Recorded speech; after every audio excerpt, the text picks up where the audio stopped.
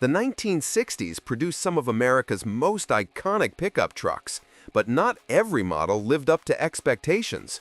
Today, we're examining 10 pickup trucks from the 1960s that had documented problems, design flaws, and build quality issues that frustrated owners.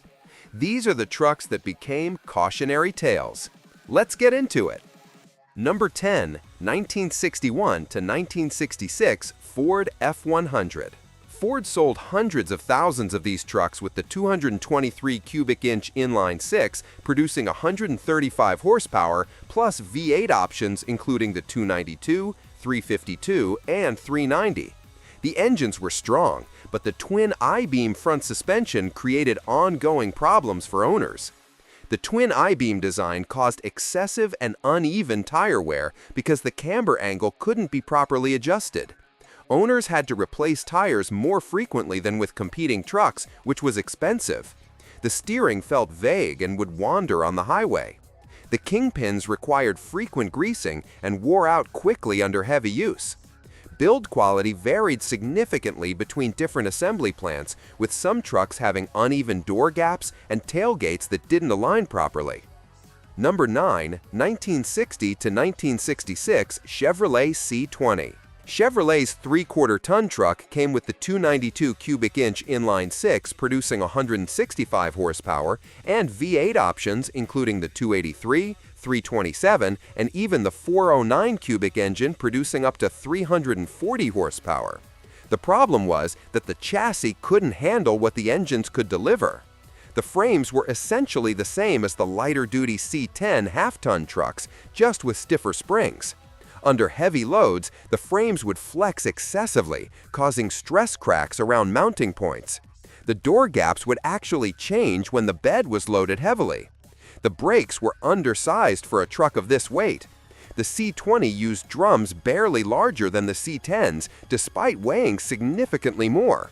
The payload capacity was advertised at 2,500 pounds, but loading the truck to capacity revealed how inadequate the design was, with the suspension bottoming out and handling becoming unstable. Number 8, 1964 to 1966 Dodge D100. These mid-60s models came with the reliable 225 cubic inch slant six, producing 145 horsepower, or V8 options including the 318 with 230 horsepower and the 360 with 265 horsepower. The engines were actually quite good. It was the build quality that caused problems. These trucks had a serious rust problem. The cab corners would corrode quickly, especially in areas with winter road salt. The bed floors developed holes and the fenders rusted from the inside out. The electrical systems were problematic, with voltage regulators frequently failing and wiring harnesses corroding.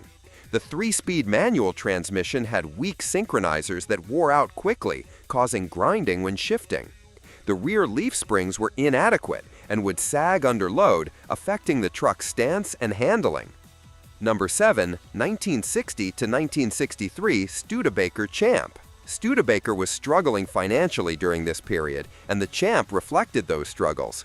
The truck came with a 169 cubic inch six-cylinder engine producing 112 horsepower, or the 259 cubic V8 with 180 horsepower. The engines were adequate, but everything else was compromised by cost-cutting measures.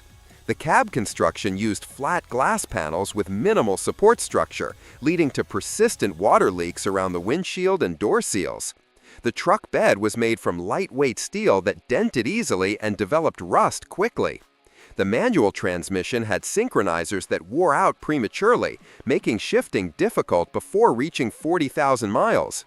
The biggest problem came in 1963 when Studebaker closed its truck operations entirely, leaving owners with vehicles that had limited parts availability and no manufacturer support.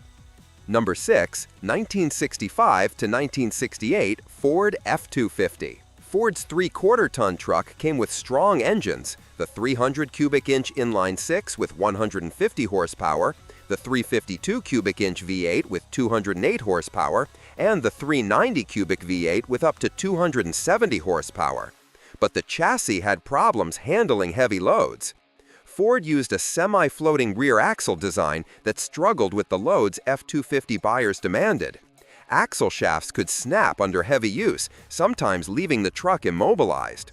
The leaf spring rear suspension was inadequate for the advertised payload capacity of 2,500 to 3,000 pounds, and the springs would sag permanently after heavy hauling.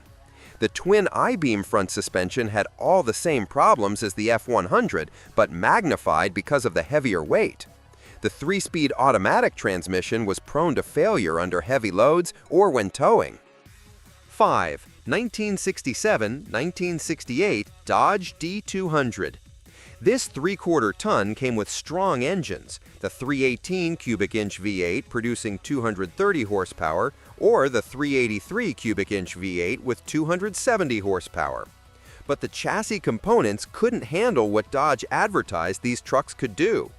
The rear leaf springs were undersized for the advertised 3,000-pound payload capacity.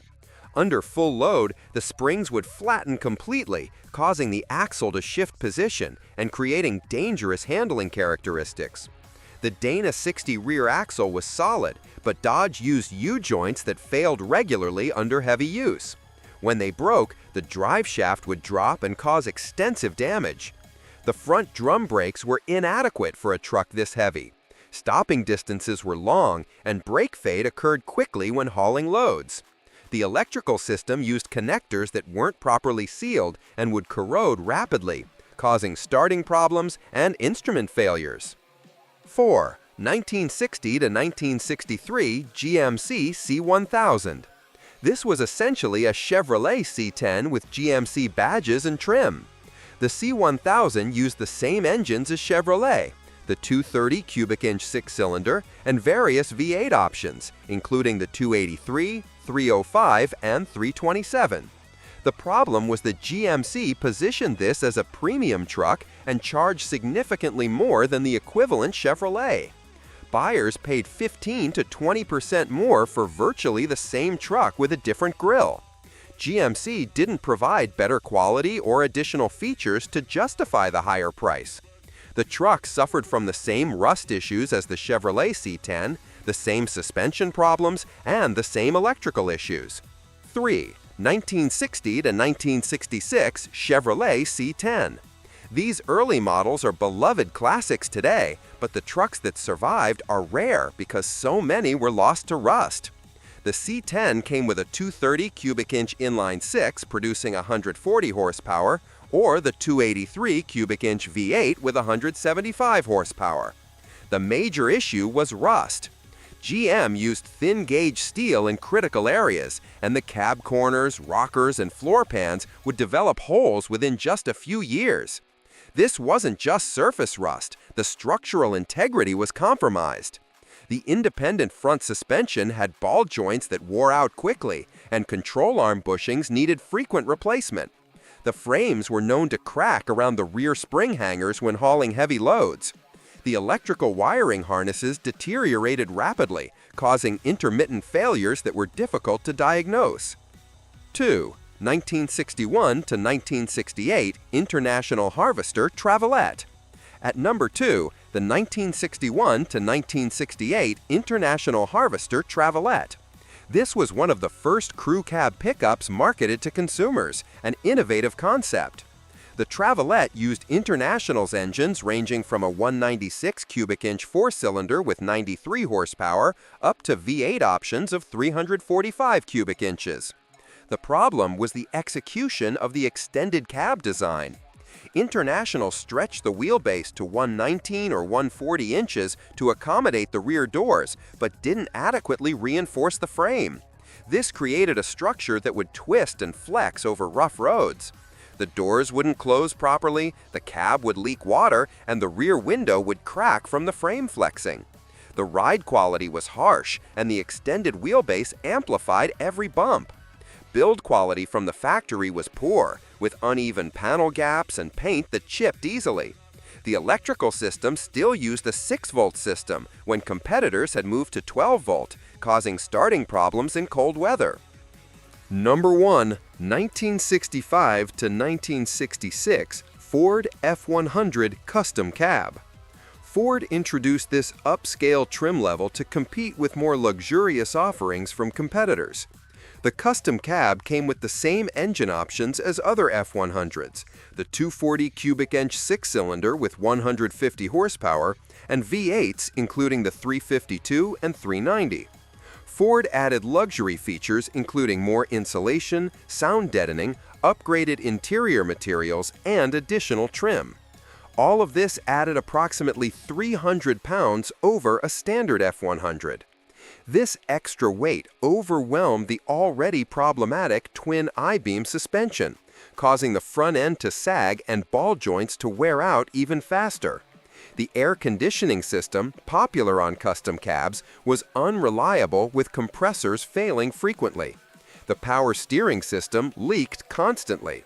The C4 3-speed automatic transmission struggled with the extra weight and would slip, overheat, and fail prematurely. The upgraded interior materials deteriorated quickly. Vinyl seats would crack within 2 years. All of this came at a premium price of 25 to 30% more than a standard F-100.